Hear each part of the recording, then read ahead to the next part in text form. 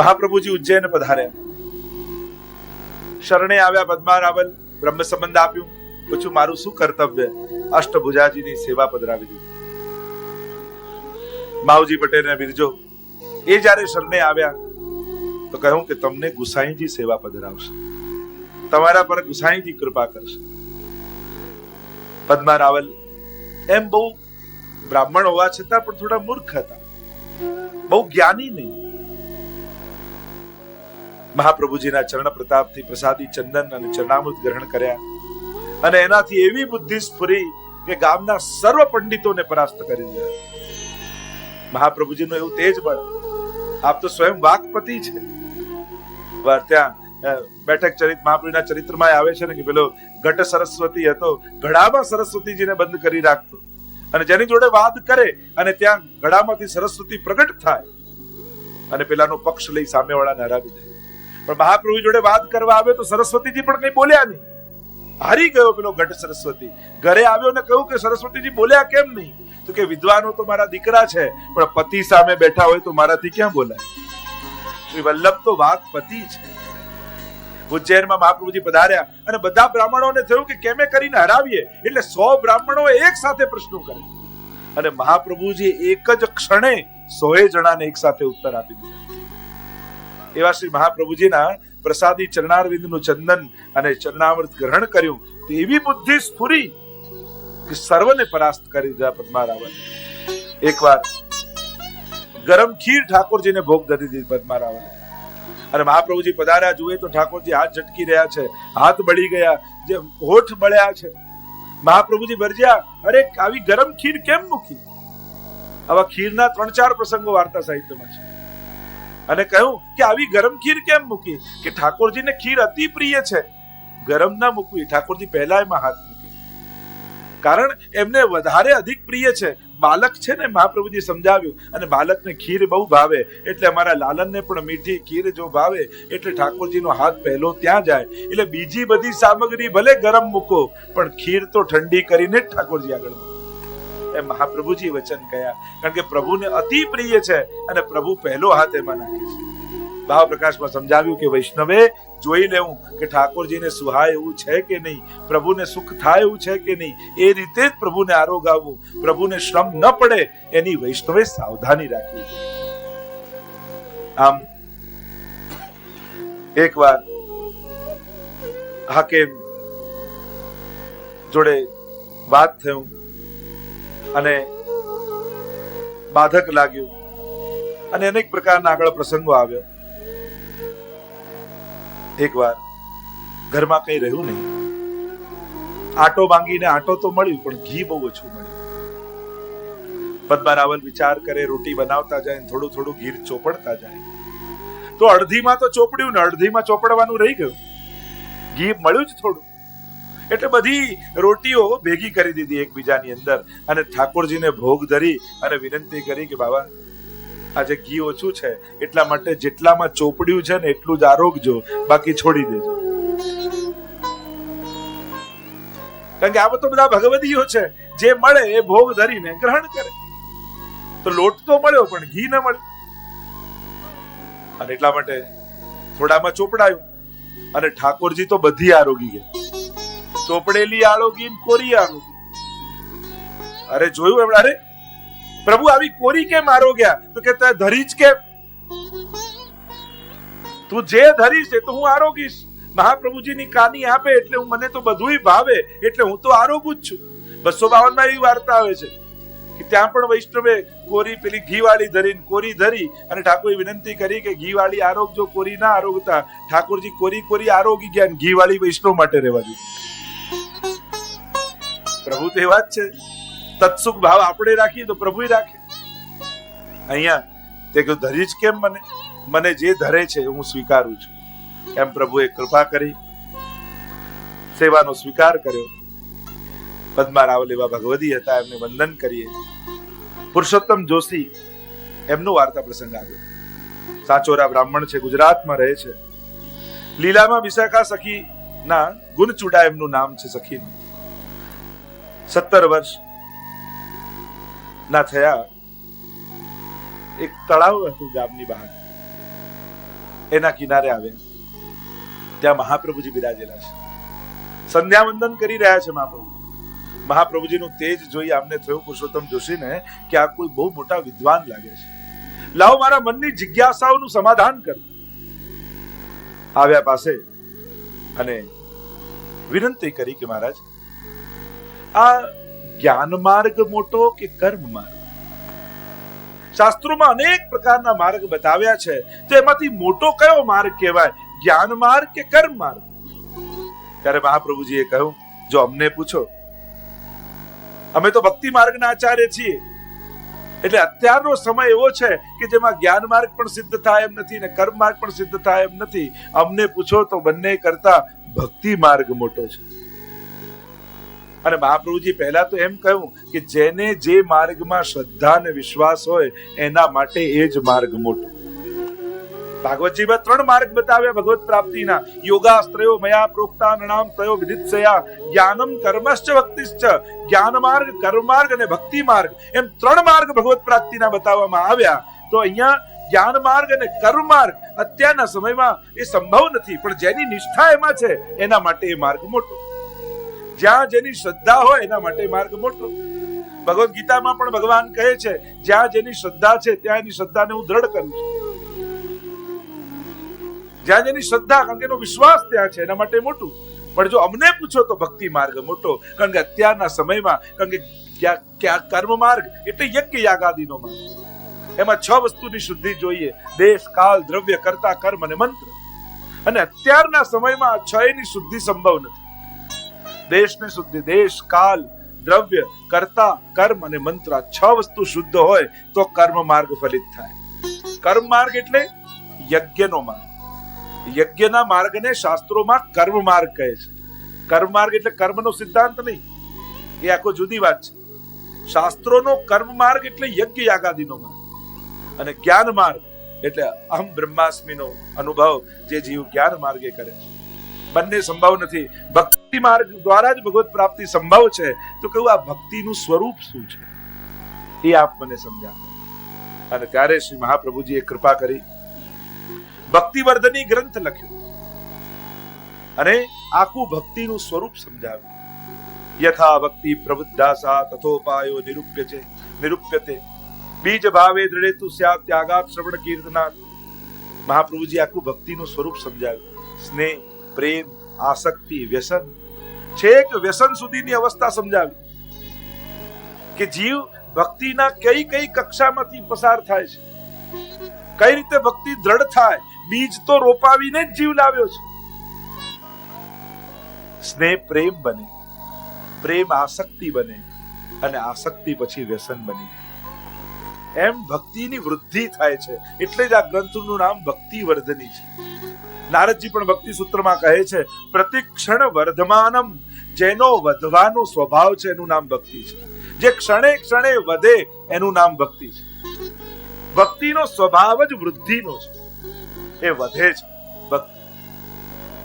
આખું ભક્તિ વર્ધનીમાં સુંદર રીતે મહાપ્રભુજી સમજાવે છે કઈ રીતે જીવની ભક્તિની વૃદ્ધિ થાય.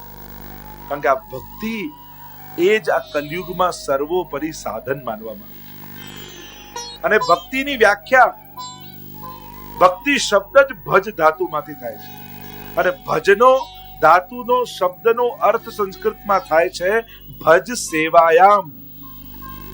ભજનો અર્થ જ સેવા થાય છે.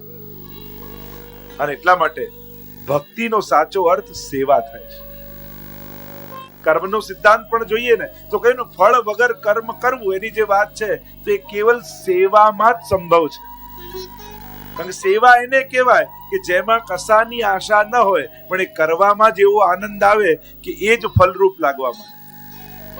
કર્મણ્યેવાધિકારસ્તે મા ફલેષુ કદાચન. ગીતાજીમાં જે કર્મના સિદ્ધાંતની વાત છે કે ફળની આશા ન રાખીશ ને કર્મ કરની, એની જે વાત છે કે કર્મમાં તું સ્વતંત્ર છું, ફળમાં નહીં. તો આ સેવા એકમાત્ર એવું છે કે તમે કરવામાં જે આનંદ માણો છો એનાથી શું મળશે એનો વિચાર નથી હોતો. એટલા માટે જે કાંઈ પણ કરો, આ સેવા શબ્દ મહાપ્રભુજીએ જગતને આપ્યો છે.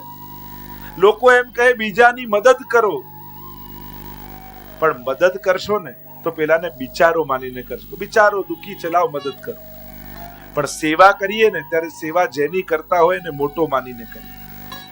અને એટલા માટે મદદની વૃત્તિ મહાપ્રભુજી આપણને નથી આપી, સેવાની વૃત્તિ આપી છે કે જેને પણ તમે કરો હેલ્પ યા મદદની ભાવના, એને મદદની ભાવનાથી નહીં, સેવાની ભાવનાથી કરો. કારણ તમે એની સેવા કરો છો એટલે કે એને મોટો માનીને કરો છો. કારણ કે તમે એને વસ્તુ આપો છો. મોટો દાતા તો લેનારો છે. આપણે એને વસ્તુ આપી પણ એને વસ્તુ સ્વીકારી આપણને પુણ્ય આપ્યું તો મોટો દાતા કોણ કહેવાય? કારણ કે વસ્તુ તો અહીંયા મૂકીને જ જવાની છે. પેલો દાતા સ્વીકારનારો મોટો દાતા છે. કારણ કે એને તમને પુણ્ય આપ્યું જે આવતા જન્મમાં તમને સુખ આપવાનું છે. એટલે કિંમતી વસ્તુ તો એને આપી છે. અને એટલા માટે અહીંયા ભક્તિની વાત કરી. ભૂતળ ભક્તિ પદાર્થ મોટું, એટલે આપણા ભગવદીઓ ગાય ને, ભૂતળ ભક્તિ પદાર્થ મોટું, બ્રહ્મલોકમાં નાહી રે પુણ્ય કરી અમરાપુરી પામ્યા, પુણ્ય કરી અમરાપુરી પામ્યા. અંતે 84 માહી રે ભૂતળ ભક્તિ પદાર્થ મોટું. પુણ્ય કરી અમરાપુરી પામ્યા, અંતે 84 માહી. ગમે તેટલા પુણ્યો કરો સ્વર્ગ મળે ત્યાં સુધી, પુણ્ય હોય ત્યાં સુધી. પછી તો પાછું 84 લક્ષીઓનીમાં ભટકવું પડે. પણ આ ભક્તિ એવો પદાર્થ છે કે એને વશ થઈ પ્રભુ સદાય ભક્તને નિકટ રાખે. હરિના જન તો મુક્તિ ન માગે, જન્મો જન્મ અવતાર રે. નિત્ય સેવા નિત્ય કીર્તન ઓછવ, નિત્ય સેવા નિત્ય કીર્તન ઓછવ. નિરખવાનંદ કુમાર રે ભૂતળ ભક્તિ પદાર્થ મોટું, ભૂતળ ભક્તિ પદાર્થ મોટું. બ્રહ્મલોકમાં નાહી રે ભૂતળ ભક્તિ પદાર્થ મોટું. ભક્તિવર્ધની ગ્રંથ મહાપ્રભુજીએ સમજાવ્યો. અને ભક્તિની વૃદ્ધિ કેમ છે? ત્યાગાત શ્રવણ કીર્તના, ત્યાગ દ્વારા શ્રવણ અને કીર્તન કરવા. એનાથી આ ભક્તિ રૂપી જે બીજ છે પુષ્ટિનું એ દ્રઢ થશે. અને આખો અદ્ભુત સુંદર મહાપ્રભુજીએ ગ્રંથ રચ્યો છે. અને અહીંયા ભક્તિનું સ્વરૂપ એમને સમજાવ્યું. શરણે આવ્યા, બ્રહ્મ સંબંધ લીધો અને મહાપ્રભુજીના અલૌકિક સ્વરૂપનું જ્ઞાન થયું. મહાપ્રભુજીના ચરણારવિંદ હૃદયમાં મસ્તકમાં પધરાવ્યા અને જ્યાં મસ્તકમાં પધરાવ્યા અને મહાપ્રભુજીની કૃપાથી ભક્તિ સ્ફુરવા લાગી હૃદયમાં. કારણ કે ભક્તિ કોઈની કૃપા થકી પ્રાપ્ત થાય છે. આ ભક્તિનું દાન કોઈ મહાપુરુષ, કોઈ ભગવદી કરે ત્યારે પ્રાપ્ત થાય છે. અને આવું દાન શ્રી મહાપ્રભુજીએ કર્યું. પુરુષોત્તમ જોશીના ચરણમાં વંદન કરીએ. આગળની વાર્તા જગન્નાથ જોશીની છે. ખેરાલુમાં રહે છે, સેવા કરે છે ઠાકોરજીની. મહાપ્રભુના શરણે આવ્યા, ભગવત સેવા પધરાવી. ઠાકોરજીની સેવા કરતા, ભોગ ધરતા અનેક પ્રકારથી પ્રભુને લાલ લડાવે. પણ શાસ્ત્રોની મર્યાદાનું ખ્યાલ છે, એટલે આચાર વિચારનો વિવેક છે મનમાં. પણ ઘણીવાર આચાર વિચારનો વિવેક આપણી ભક્તિમાં બાધક બની જતો હોય છે. ઘણીવાર અપરસ માટે બહુ વધારે સભાન હોઈએ ને તો ઠાકોરજી કરતા બીજા લોકોમાં આપણું ધ્યાન વધારે જાય. કોઈ અડી તો નથી ગયું, કોઈ અડી તો નથી ગયું, કોઈ અડી તો નથી ગયું. અને અપરસ આપણી છોવાય છે જ એટલા માટે. અપરસ એટલા માટે નથી છોવાતી કે કોઈ અડી ગયું. અપરસ છોવાય છે એટલા માટે કે કોઈ અડ્યું એ ખબર પડી. કારણ કે તું તો સેવામાં હતો ને, તારું ધ્યાન તો ઠાકોરજીમાં. ચેતસ્તત પ્રવણમ સેવા, ચિત્ત પ્રભુમાં પરોવાય, એનું નામ જ સેવા. અને પ્રભુને છોડીને બીજે મન ગયું એટલે જ અપરસ છોવાય. પણ આ બધી જ અપરસ એ આપણા માટે છે, પ્રભુ માટે નથી. ક્યાંક એ અપ્રસને કારણે પ્રભુને શ્રમ ન પડી જાય એનો વિવેક વૈષ્ણવે રાખો. અહીંયા જગન્નાથ જોશીની વાર્તામાં એમ થયું, ઠાકોરજીને રાજભોગ ધર્યો અને ધર્યો તો ખરા, અને થયું કે ઠાકોરજીને શૃંગાર કર્યા, બાઘા પહેર્યા છે, અને વાઘો જો થાળને અડી જશે તો છોવાઈ જશે. આવો વિચાર એમના મનમાં જાગ્યો, અને આવો વિચાર જાગ્યો એટલે ઠાકોરજીએ મારી લાત થાળી,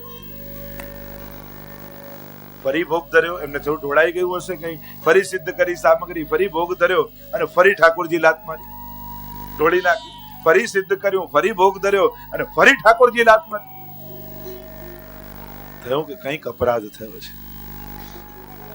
ચરણોમાં પડ્યા, વંદન કર્યું. મારો શું અપરાધ થયો કે તું મારા સંબંધે આવા વિચારો કરે છે?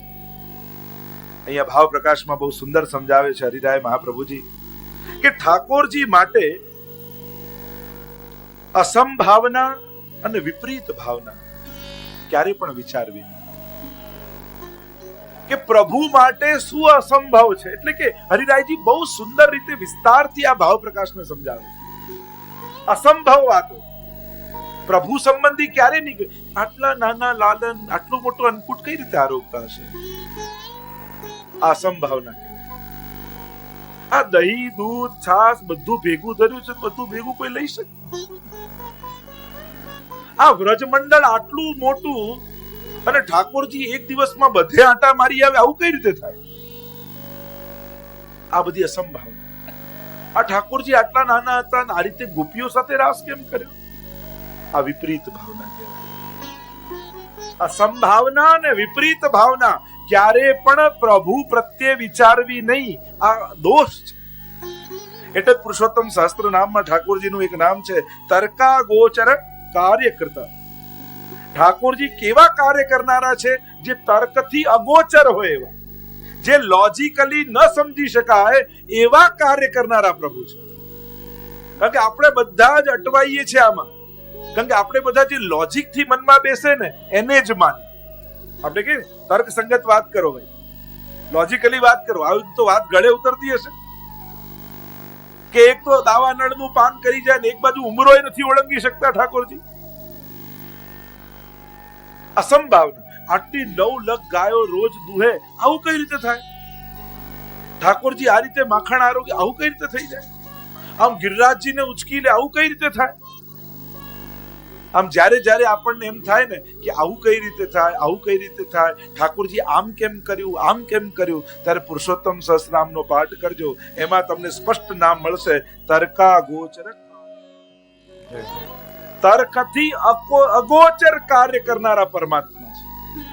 એટલે કે જરૂરી નથી કે તમારા બુદ્ધિની ફ્રેમમાં ઠાકોરજીની બધી વાતો બેસતી હોય.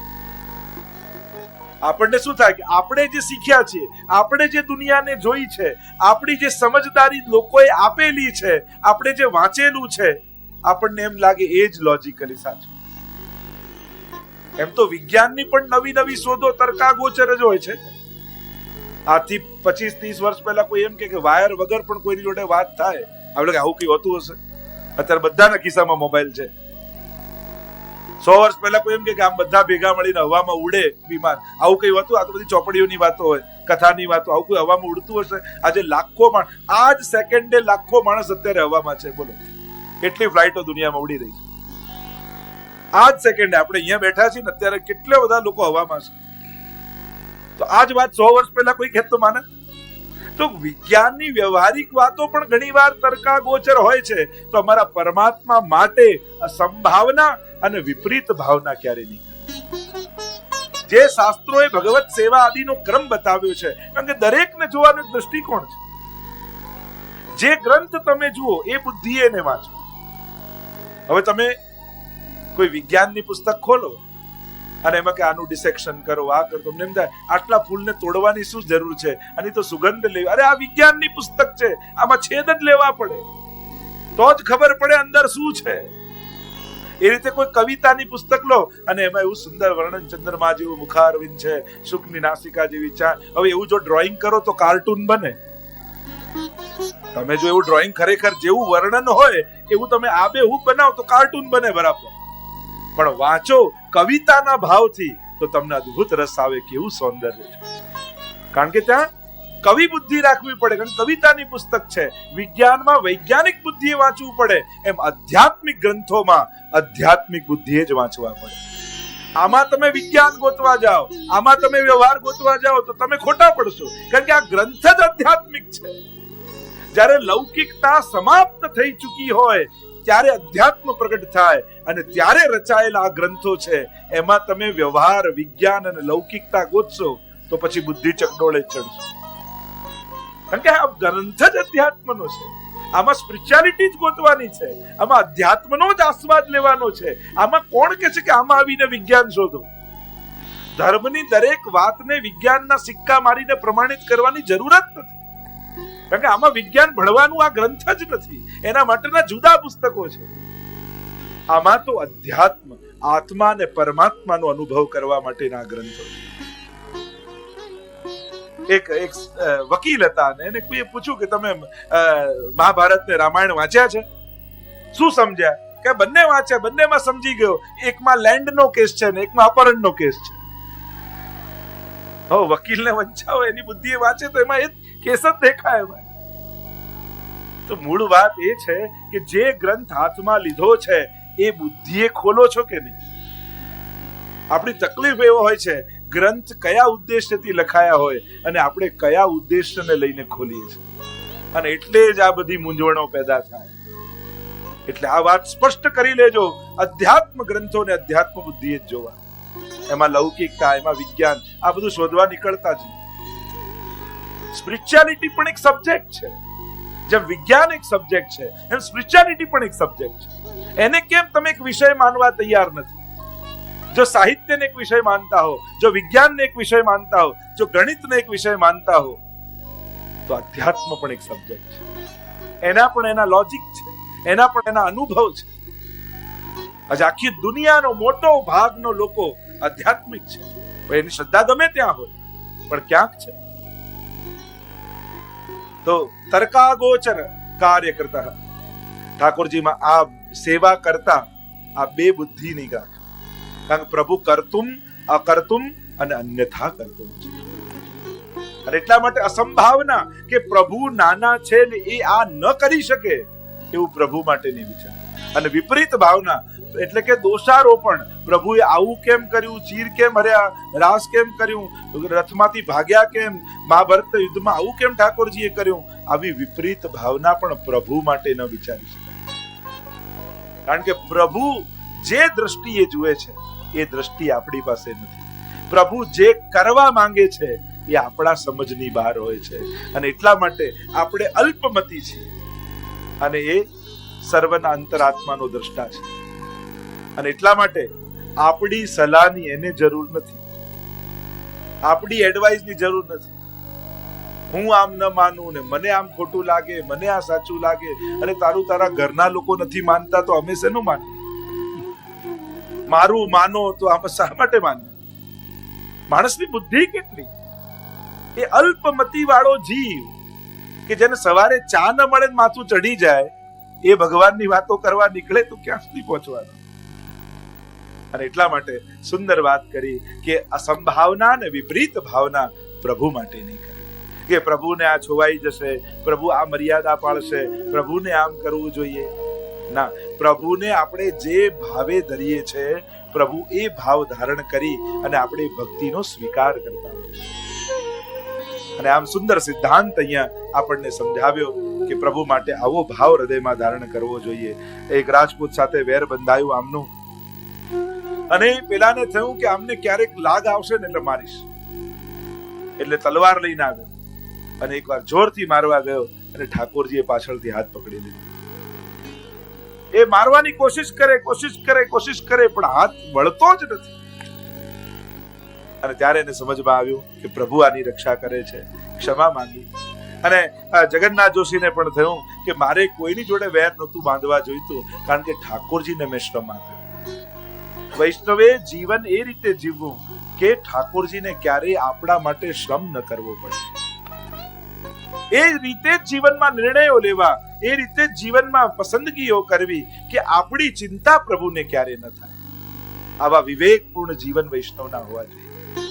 વંદન કરીએ જગન્નાથ જોશીના ચરણમાં. આગળ જગન્નાથ જોશીને માતાની પ્રસંગ આવ્યો.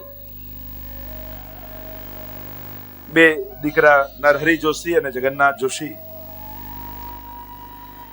મહાપ્રભુજી ને પૂર્ણ પુરુષોત્તમ રૂપે માતાએ જોયા. બંને દીકરાઓ પર એવી કૃપા કરી કે એમને મહાપ્રભુજીમાં દ્રઢ શ્રદ્ધા થઈ.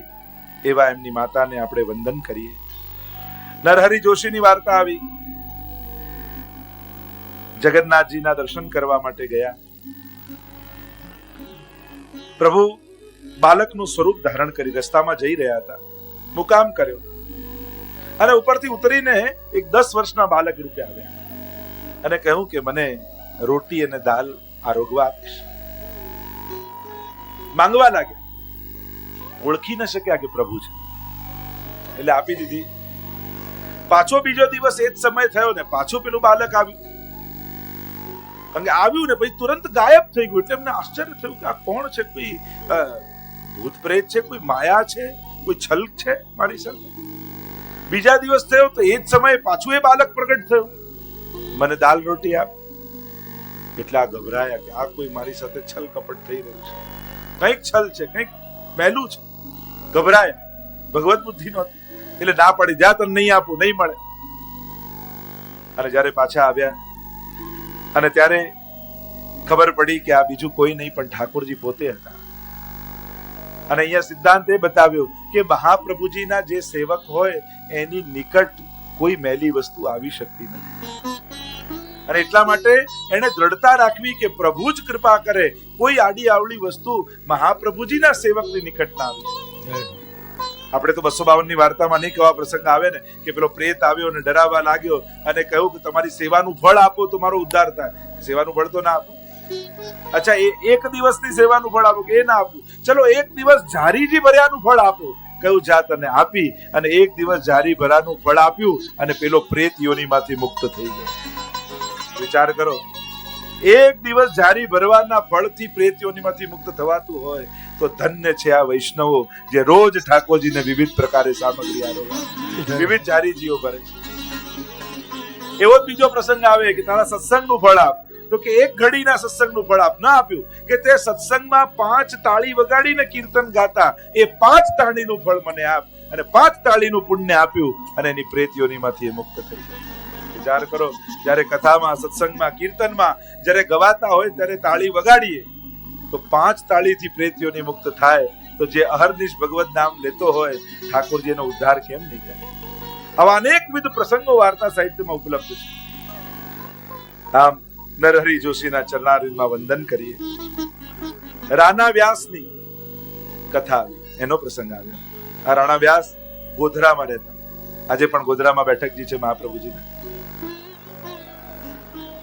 ભણ્યા એટલે વિદ્વત્તાનો અહંકાર આવી ગયો. જાણવાનું સૌથી મોટું દુઃખ એ છે કે પછી મનમાં એવું થઈ જાય કે મારાથી વધારે કોઈ જાણતું જ નથી. માણસની અત્યારની સૌથી મોટી તકલીફ કેવી છે? એ બીમારી એક જ છે એને એમ થાય કે મારામાં હોવી જોઈએ એના કરતા બુદ્ધિ વધારે છે અને મારી પાસે હોવા જોઈએ એના કરતા પૈસા મારી પાસે ઓછા છે. આ બે માણસને હંમેશા સતાયા કરે. એમ લાગે આ બધા મૂર્ખાઓ, કઈ ખબર પડતી નથી, કઈ સમજતા જ નથી. પોતે ગમે તેટલો મૂર્ખ હોય પણ એને બધા મૂર્ખ જ લાગે. એટલે એને એમ જ લાગે કે મને આપવી જોઈએ એના કરતા ભગવાનથી થોડીક વધારે અપાઈ ગઈ મને. મને બુદ્ધિ વધારે છે અને મારે હોવા જોઈએ એના કરતા પૈસા ઓછા મળ્યા. એને અફસોસ જ રહ્યા. તો ભણીને આવ્યા તો વિદ્વત્તાનો અહંકાર પણ લઈને આવ્યા. હું જાણું છું, મને ખબર છે. સૌથી મોટી જાણકારી ભક્તિ માર્ગમાં તો એ છે કે હું કાંઈ જાણતો નથી. બસ એ જ આ બધા ગ્રંથો વાંચીને જાણવાનું છે કે મને તો કાંઈ ખબર પડતી નથી. પ્રભુ જ કૃપા કરીને જ્ઞાન આપે છે. કાશી ગયા, ભણ્યા અને ભણીને જ્યારે એમ થયું કે આ ગામમાં તો મારી જોડે શાસ્ત્રાર્થ કરે એવું તો કોઈ મારા જેવું વિદ્વાન કોઈ નથી. લાવ કાશીમાં જઈને શાસ્ત્રાર્થ કરે. અને ભગવાન કૃપા કરવાના હોય ને એટલે આપણો અહંકાર તોડી નાખે. આપણો બગાડ કરવાના હોય ને તો એવા લોકો આજુબાજુ ગોઠવી દે કે આપણા વખાણ કરી કરી કરી અને આપણને એવા ચગાવી દે કે જેટલો ઊંચો ચડે એટલો જ પડવાનું વાગવાની વધારે સંભાવના રહે. પ્રભુ કાંઈ ને કાંઈ કરી આપણા પર કૃપા કરવા આપણું મદ તોડે છે. અને કાશી ગયા તો એવા શાસ્ત્રાર્થમાં ખરાબ રીતે હાર્યા કે મનમાં એવી ચોટ લાગી અહંકારને કે હું તો જીવન જીવવાને લાયક, કોઈને મોઢું બતાવવા લાયક, લાવ ગંગાજીમાં જઈને આત્મઘાત કરી લો, આત્મહત્યા કરી. એવો અહંકાર તૂટ્યો. એટલે માણસને સૌથી મોટું દુઃખ અહંકાર તૂટવાનું હોય. ઈગો હર્ટ થાય એ સૌથી મોટો દર્દ માણસ. ગંગાજીના કિનારે સવારથી ઉભા છે, બસ આમાં કૂદીને મરી જાઉં, કૂદીને મરી જાઉં, કૂદીને મરી જાઉં. એટલામાં ત્યાં મહાપ્રભુજી પધાર્યા છે. અને કોઈ વૈષ્ણવ પ્રશ્ન કર્યો કે જયરાજ, કોઈ ગંગાજીમાં આત્મઘાત કરે તો એને કેવું ફળ મળે? ત્યારે કહ્યું, જો ગંગાજીમાં આત્મઘાત કરે તો મહાપાપ છે. આગળ તો કહ્યું કે 7 જન્મ સુધી એને આત્મઘાત કરવા પડે, એને તો પ્રેત યોની મળે, એની તો ગતિ ન થાય. બહુ મહાપાપ કહેવાય આત્મઘાત કરવું. એ મહાપ્રભુજીના વચન સાંભળ્યા એટલે અમને થયું રાણા વ્યાસને કે આ તો પાપ થઈ રહ્યું છે, આવું મારાથી ન થાય, શું કરું? મહાપ્રભુજીના શરણે આવ્યા. મહાપ્રભુજીના શરણે આવ્યા અને વાત કરી કે આ રીતે હું શાસ્ત્રાર્થમાં હાર્યો. ત્યારે મહાપ્રભુજીના શરણે આવ્યા એટલે મહાપ્રભુજીએ ચતુશ્લોકી ગ્રંથ બનાવીને ભણાવ્યો રાણા. સર્વદા સર્વભાવેન ભજનીય વ્રજાધિપ સ્વસ્યાયમેવ ધર્મો હિ નાન્ય ક્વાપી કદાચ એવમ સદા સ્મકર્તવ્યમ. 4 શ્લોકમાં મહાપ્રભુજીએ ધર્મ, અર્થ, કામ અને મોક્ષ વૈષ્ણવના 4 પુરુષાર્થ સમજાવી દીધા. જે વૃત્રાસુર ચતુશ્લોકીમાં 4 પુરુષાર્થ વર્ણન કરવામાં આવ્યા વૈષ્ણવના, એવા 4 પુરુષાર્થ ચતુશ્લોકીમાં છે. ધર્મ કયો તો ભગવત સેવા, અર્થ કયો તો પ્રભુ પોતે અર્થરૂપ, કામ કયું તો ભગવાનને જોવાની, પ્રભુને સ્પર્શવાની ઈચ્છા, એ જ ભગવદ કામ. અને મોક્ષ કયો તો કે પ્રભુ સર્વાત્મ ભાવ સિદ્ધ થવો, પ્રભુના ચરણોમાં ચિત્ત લાગુ, મોક્ષ કૃષ્ણસ્ય ચેત ધ્રુવમ, એ જ વૈષ્ણવની મુક્તિ છે. અને કહ્યું કે હવે તમે જાઓ. એવું જ્ઞાન સ્ફુર્યું, કાશી ગયા, બધાને પરાસ્ત કરી દીધા. મહાપ્રભુજીની વાણી જેના મુખમાં હોય ને એની વાણી બધે જ ફલિત થાય. જેના મુખમાં જેટલું ભગવત નામ લેતું હોય ને, શ્રી વલ્લભનું નામ કોઈ જેટલું વધારે લેતું હોય, એની વાણી ઠાકોરજી પણ નિષ્ફળ જવા દેતા નથી. અને એટલે જ આપણે ત્યાં કહીએ ને કે આશીર્વાદ આચાર્યોના લઈએ, કોઈ એવા ભગવતી વૈષ્ણવ કે તમે એકવાર કહી દો કે તારું ભલું થશે, એટલું બોલી દો, ખાલી મારા આશીર્વાદ છે એટલું બોલી દો. કારણ એ ભગવતીઓની વાણી ઠાકોરજી નિષ્ફળ જવા દેતા. અને આમ રાણા વ્યાસનો સર્વત્ર વિજય થયો. મહાપ્રભુજીએ કહ્યું, જીત્યા ભલે તમે શાસ્ત્રાર્થ, પણ મનમાં ક્યારે પણ અહંકાર ન લાવતા. કારણ કે ઠાકોરજીને અહંકાર ગમતો નથી. આપણી અંદર ગમે તેટલી કોઈ સામર્થ્યની વસ્તુ, ધન હોય, પદ હોય, રૂપ હોય, શક્તિ હોય, બળ હોય, સામર્થ્ય હોય, પણ કોઈ પણ વસ્તુનો મદ કરવો નહીં. કારણ કે આ બધું જતા એક ક્ષણ પણ લાગતી નથી.